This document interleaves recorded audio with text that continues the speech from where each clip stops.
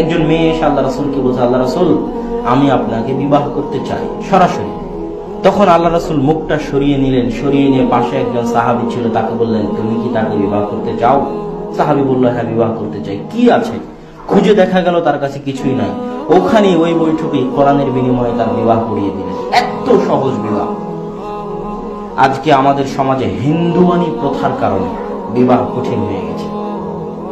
মুসলমান সমাজে দেখবেন কোন মেয়ের যদি স্বামী মারা যায়, তাহলে মুসলমান সমাজে ক্রেডিট মনে করা হয় যে ওই মেয়ে আর একটা বিবাহ না করে তার আগের স্বামীর সন্তান সন্ততির সাথে বাকি জীবন পার করে দিবে।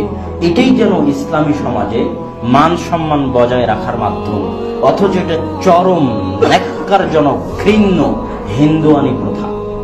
স্বয়ং রাসূল সাল্লাল্লাহু আলাইহি ওয়াসাল্লাম খাদিজা রাদিয়াল্লাহু তাআলা আনহাকে বিবাহ করেছেন, যিনি বিধবা। স্বয়ং রাসূল সাল্লাল্লাহু আলাইহি ওয়াসাল্লাম উম্মে সালামা রাদিয়াল্লাহু তাআলা আনহাকে বিবাহ করেছেন, যিনি বিধবা।